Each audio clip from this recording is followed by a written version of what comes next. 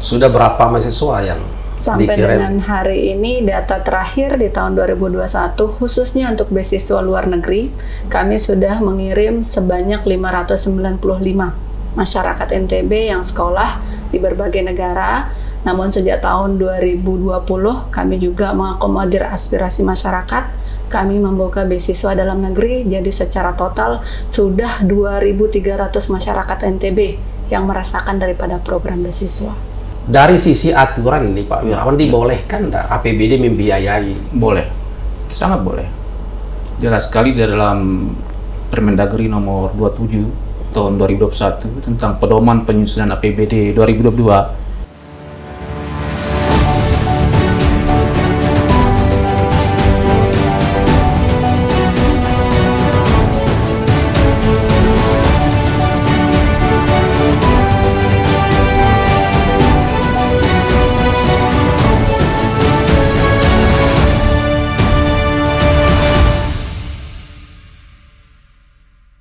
Assalamualaikum warahmatullahi wabarakatuh. Waalaikumsalam.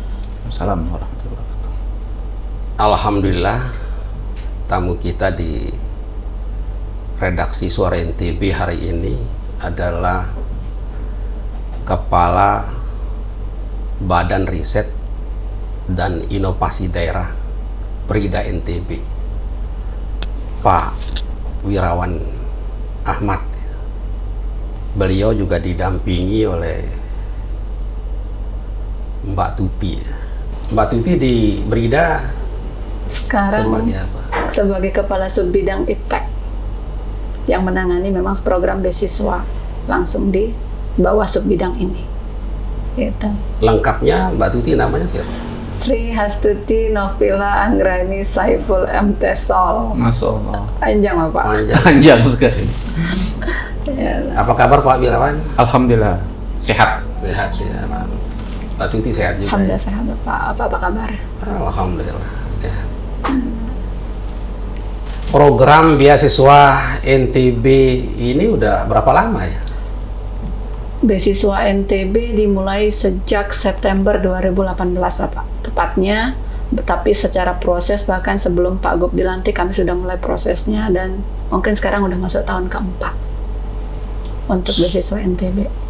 Sudah berapa mahasiswa yang Sampai dikirim? dengan hari ini, data terakhir di tahun 2021, khususnya untuk beasiswa luar negeri, kami sudah mengirim sebanyak 595 masyarakat NTB yang sekolah di berbagai negara. Namun sejak tahun 2020, kami juga mengakomodir aspirasi masyarakat. Kami membuka beasiswa dalam negeri, jadi secara total sudah 2.300 masyarakat NTB yang merasakan daripada program beasiswa. Itu di luar negeri S2 atau ada S3-nya? Ada S1, S2, dan S3. Memang uniknya beasiswa ini ada skemanya Bapak. Jadi ada yang kategori A kami sebut, kategori B, dan kategori C. Yang kategori A ini di mana pembiayaannya memang sepenuhnya dari kami, pemerintah daerah, dan kemudian di kategori B ada kerjasama dengan negara tujuan, kampus tujuan, sehingga kita tidak memberikan pembiayaan seperti Cina misalnya. Pemerintah Cina memberikan kita kuota beasiswa sebanyak 15 dan itu untuk S1 dan S3.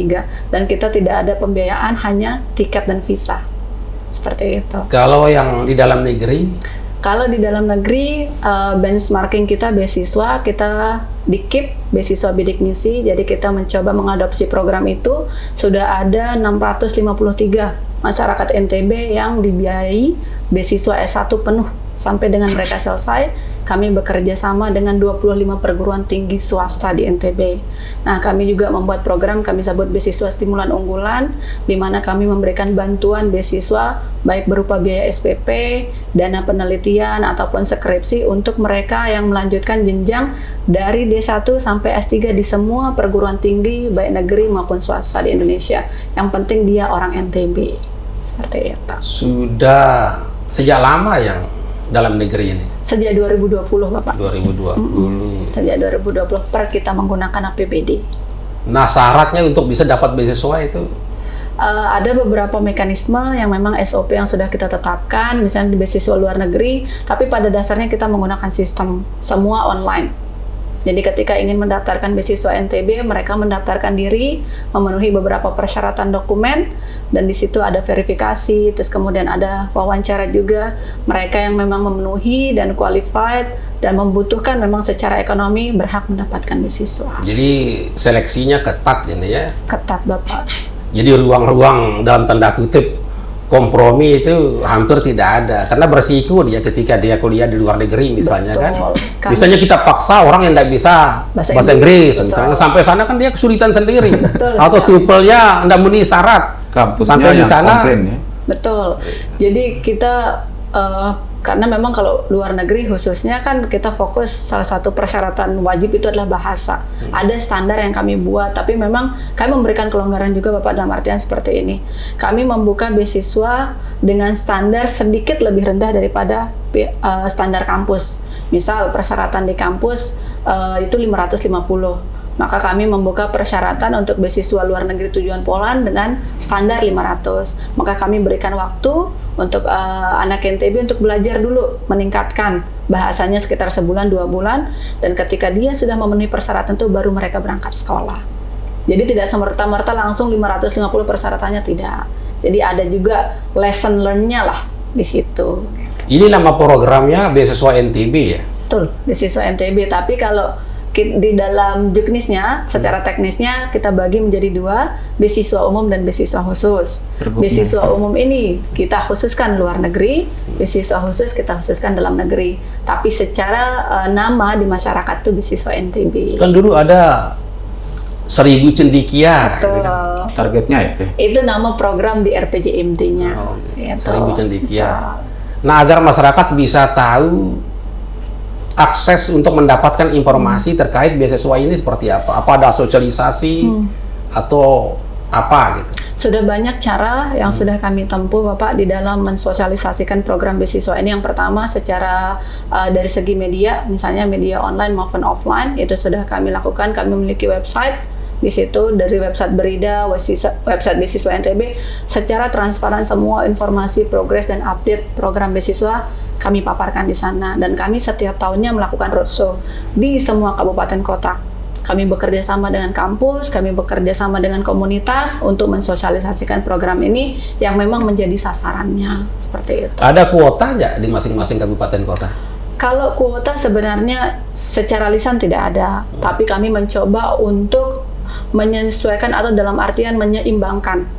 Misalnya sampai dengan hari ini di tahun keempat, jumlah penerima beasiswa yang paling sedikit partisipasinya itu masih Kabupaten Lombok Utara, termasuk yang menjadi masih sedikit penerima beasiswa yang merasakan beasiswa NTB, tapi bukan berarti kemudian tidak ada ikhtiar yang kami lakukan. Kami pernah bekerja sama atau langsung audiensi dengan bupatinya, menyampaikan terkait program ini untuk membantu kami agar masyarakat Lombok Utara misalnya bisa mengikuti lebih banyak lagi program ini.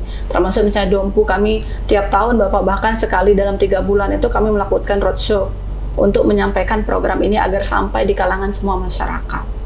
Nah, mereka itu sedikit karena tidak tahu atau terbatas informasi yang mereka dapat atau kenapa ya?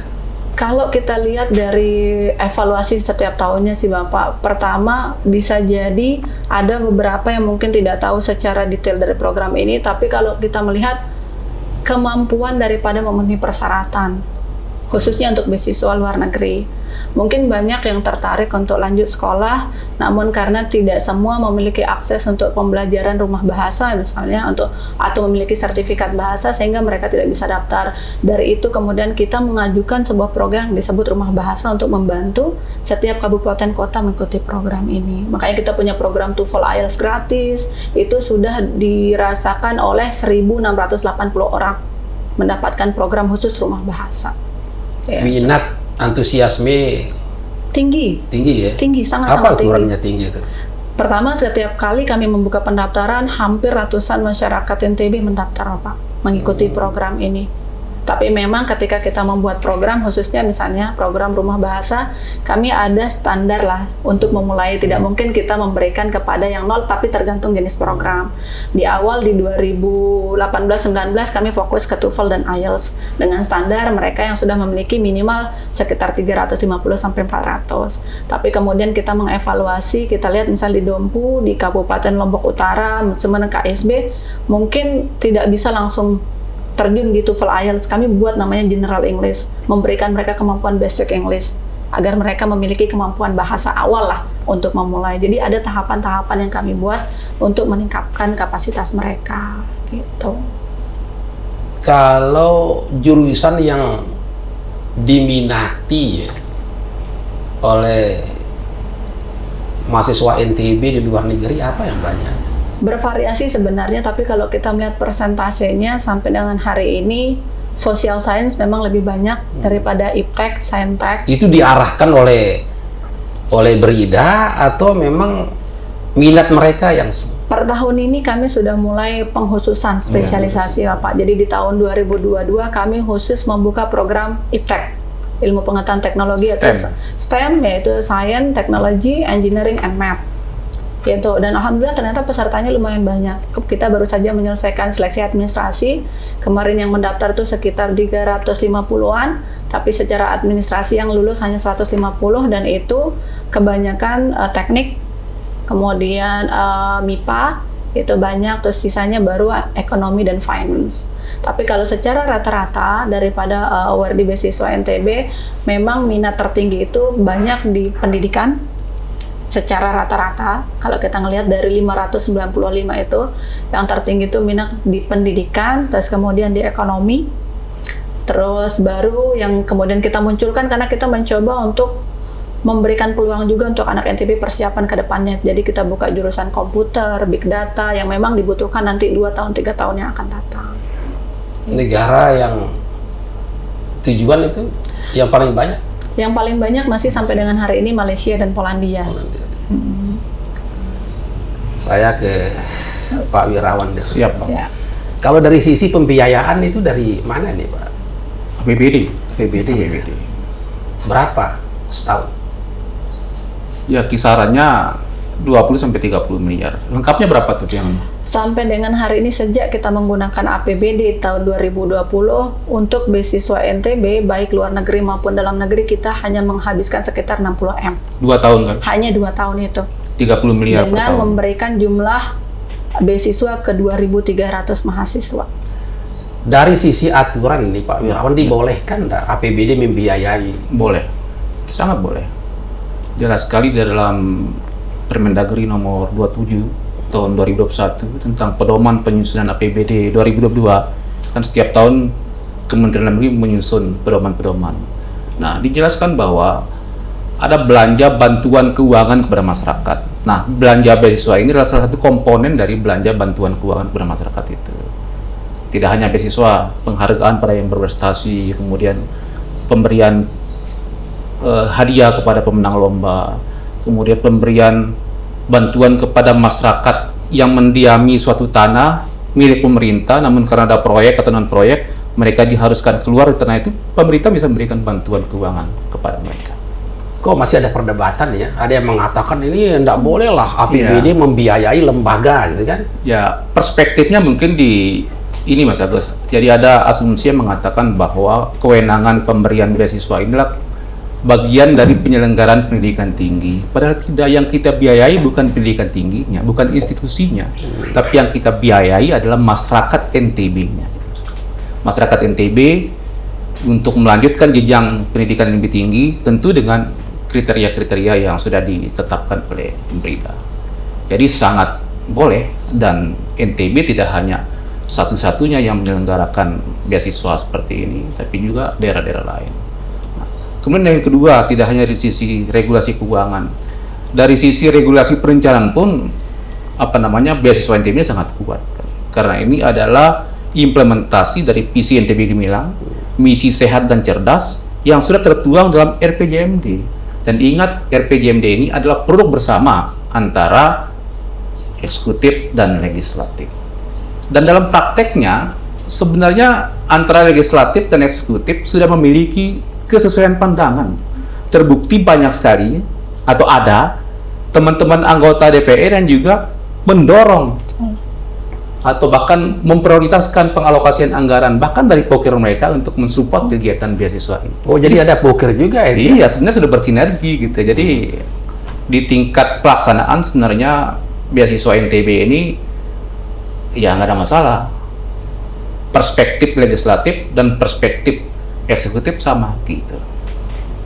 Nah, kenapa program ini dipilih ya oleh Pemprov NTB? Ya, tentu untuk menjawab permasalahan yang sangat mendasar dari NTB ini menyangkut SDM. SDM itu menyangkut IPM. IPM satu komponennya adalah rata-rata lama sekolah. Nah, dengan kita banyak mengirim beasiswa S1, S2, S3 baik dalam negeri maupun luar negeri, itu akan mendongkrak nilai IPM kita yang menunjukkan bahwa kita itu secara SDM berkualitas. Sudah terasa enggak dampaknya ke NTB paling tidak dari sisi semangat, dari sisi spirit orang kuliah ke luar negeri setelah ada pengiriman masyarakat NTB sekolah kuliah di luar negeri? Ya, sangat terasa. Jadi teman-teman yang masih bersekolah sebagai pelajar atau mungkin mahasiswa tingkat pertama, tingkat kedua sudah punya mimpi untuk bersekolah ke luar negeri. Mimpi yang dulu terasa sangat mahal sebelum ada beasiswa NTB. Bahkan kami BRIDA dalam rangka mensupport mimpi itu tidak hanya mengandalkan penambahan kapasitas, peningkatan kapasitas bahasa Inggris melalui rumah bahasa, juga bekerjasama dengan institusi lainnya. Ada Cakap Academy yang bisa diakses secara gratis. Bahkan kami punya lembaga di BRIDA sendiri, teman-teman magang itu dibekali juga dengan bahasa Inggris agar mereka nanti bisa memenuhi kualifikasi. Itu sudah di Instagram kami, di Facebook kami, YouTube kami, itu pertanyaan-pertanyaan tentang beasiswa NTB itu sudah sangat tinggi gitu. Mungkin salah satu dampaknya itu kan bisa kita lihat minat masyarakat NTB untuk belajar bahasa Inggris. Iya, misalnya di rumah bahasa itu seperti apa sih minat? Sangat-sangat tinggi Bapak. Bahkan setiap kita buka program itu hampir lebih dari 1.000 orang yang mendaftar. Misalnya kayak yang disampaikan Pak Kabar Cakap tadi. Academy itu 1.000 lebih ya? Kita membuat program bahasa Inggris gratis, itu yang diberikan secara gratis oleh Cakap, dan sampai dan hari ini sudah 2.000 pendaftar. 2.000 pendaftar. Dan itu ada program bahasa Inggris dan Mandarin. Kan bisa kita simpulkan bahwa sebenarnya masyarakat kita itu sudah sadar akan pentingnya pendidikan, akan pentingnya peningkatan kapasitas. Hanya saja tugas kita itulah memberikan mereka akses dan kemudahan seperti itu. Nah, kalau yang sudah selesai kuliah di luar negeri, mereka lebih banyak bertahan di sana atau ada yang pulang? Kalau secara persentase banyak kan yang pulang Bapak. Kita sudah memiliki alumni sekitar 210 orang. Nah, rata-rata dari 210 ini hampir 50-60% sudah bekerja, dan itu tersebar di Indonesia. Karena memang kan program kita tidak pulang ke NTB mereka, tapi pulang ke Indonesia ya. Karena memang Pak Gubernur sendiri kan memiliki visi diaspora Indonesia. Jadi beliau tidak membatasi kontribusi daripada penerima beasiswa, mereka bisa berkontribusi dimanapun seperti itu. Itulah keunggulan beasiswa NTB dibandingkan dengan beasiswa lain. Ya. Tapi beberapa mereka masih ada yang di luar negeri, ada yang bekerja, ada yang lanjut langsung S3, itu ada Pak. Jadi yang memilih bekerja di luar negeri itu pertimbangannya apa untuk tidak pulang itu? Pernah ketemu enggak Mbak Tuti ini? Secara bertemu pernah. Jadi mungkin kesempatan Bapak ya. Jadi ketika mereka misal di Poland misalnya, mereka itu kan 1 semester itu di Polandia. Terus kemudian 1 semester lagi ada yang di Italia, ada yang di Prancis. Nah, setelah itu mereka juga punya kesempatan magang di salah satu perusahaan yang ada di Poland. Itu termasuk dalam program daripada beasiswa NTB. Nah, ketika mereka lulus, mungkin dilihat kinerjanya, terus kemudian semangatnya, maka perusahaan langsung menawarkan di situ. Jadi kesempatan untuk mendapatkan pengalaman kerja di luar negeri itu juga bisa menjadi sebuah hal yang positif untuk mereka. Tapi Pak Gub sendiri kan percaya sejauh mereka pergi pasti suatu saat akan balik, setidaknya pas Lebaran. Kan beliau selalu bilang seperti itu. Nah, jadi BRIDA ini tidak putus komunikasi setelah mengirim ya, Tidak. Jadi tetap ada komunikasi ya. Kami ada forum bahkan kami meminta mereka kemarin untuk membuat video testimoni tentang peran mereka, dan itu diputar di forum Senbang. selain untuk menunjukkan bahwa teman-teman NTB eksis di sana, juga untuk memotivasi teman-teman lain agar bisa seperti mereka. Kalau kesannya apa mereka rata-rata? Dapat disimpulkan mereka berharap program ini bisa berlanjut tahun-tahun ke depannya, karena mereka merasa bahwa ini adalah salah satu harapan untuk anak NTB bisa merasakan sekolah ke luar negeri, dan mereka tidak ingin hanya sampai di mereka.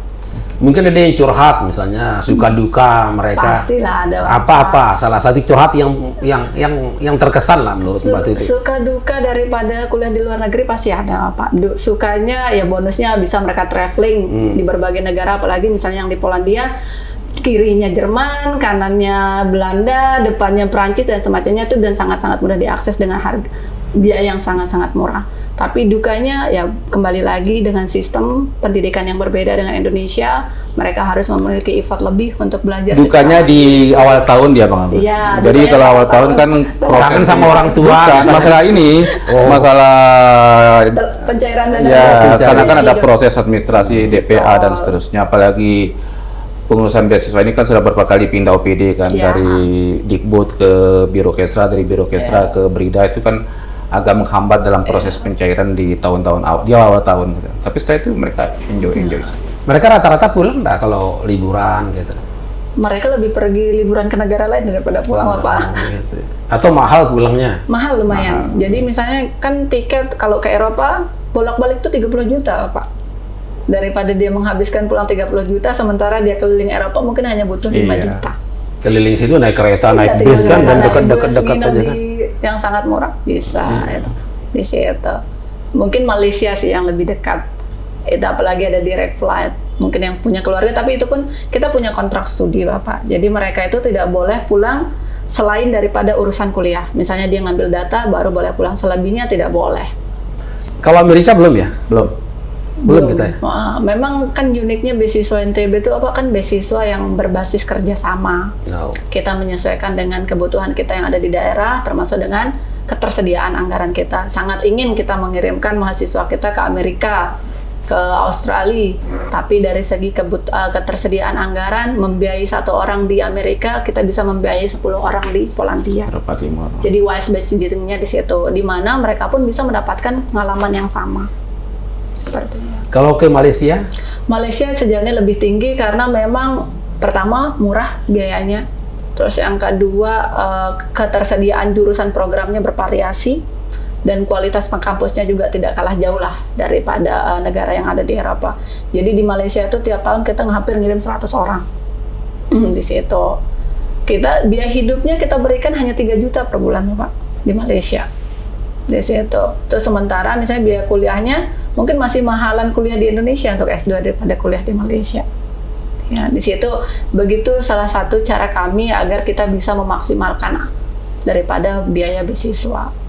Mungkin bisa diceritakan lah Mbak Tuti pengalaman yang menonjol dari mahasiswa kita yang ada di luar negeri.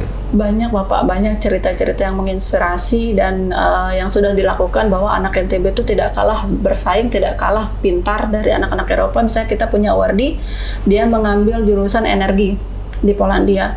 Dia itu bisa menyelesaikan kuliahnya 1 semester di Polandia, kemudian 1 semesternya di Portugal. Karena dia pintar, kemudian Portugal langsung menawarkan dia untuk mengambil degree di sana. Jadi dia mendapatkan 2 beasiswa langsung dari kampus tersebut, dan dari kita dia mendapatkan 2 ijazah, dan sekarang dia sudah kerja di bagian pertambangan yang ada di Jakarta. Terus ada juga Wardi kita, dia mengambil computer science, big data, sekarang dia udah memiliki perusahaan, menjadi CEO di Jakarta juga. Jadi sebenarnya anak-anak NTB tidak kalah hebat, dan mereka sudah melakukan kontribusi yang banyak. Ada yang menjadi staf di Bappenas sekarang, ada yang menjadi dosen di Bali, terus kemudian ada juga di BPK Keuangan Bali. Jadi pada dasarnya sekarang mereka sudah tersebar memberikan kontribusi dan manfaat. Sesuai dengan kiprahnya masing-masing. Betul. Kalau rata-rata dia menyelesaikan pendidikannya itu Di Malaysia kami bahkan meminta mereka selesai dalam 1 tahun, Bapak. selesai mereka ya? Selesai. Ada yang jurusan dia ngambil fisika, dia membuat alat, salah satu alat pengering daripada kerupuk dengan memanfaatkan AC, dia selesai dalam 1 tahun. Dan sekarang dia udah pulang dan bekerja. Ya. Ada enggak yang memang enggak selesai gitu kan, lama selesainya tidak sesuai target gitu? Kalau yang tidak sesuai target, itu yang lama sampai 1 tahun, 2 tahun tidak ada apa-apa. Tapi mungkin extend dari segi 3 bulan sampai 4 bulan itu ada. Tapi itu pertama kendalanya karena mungkin supervisornya yang banyak sibuk atau kendala untuk mendapatkan data kembali, lebih kepada hal itu sih. Tapi kalau untuk extend 1-2 tahun itu nggak ada. Karena kita sudah berkomitmen, kita hanya akan membiayai dana beasiswa sesuai dengan kontrak studi. Kalau misalnya kampus menyatakan dia kuliah sampai 1 tahun, maka kami hanya akan membiayai 1 tahun. Jika lebih dari 1 tahun, maka mereka yang akan biaya sendiri. Jadi pada dasarnya mereka sudah berkomitmen harus selesai tepat waktu. Karena dia berisiko ya. Betul. Berisiko akan membiayai dirinya sendiri. Betul. Terima kasih Pak Wirawan, Mbak Tuti atas waktunya dan kesempatannya berbincang-bincang dengan kami di redaksi Suara NTB. Lebih kurangnya mohon maaf. Wassalamualaikum warahmatullahi wabarakatuh. Waalaikumsalam warahmatullahi wabarakatuh. Waalaikumsalam.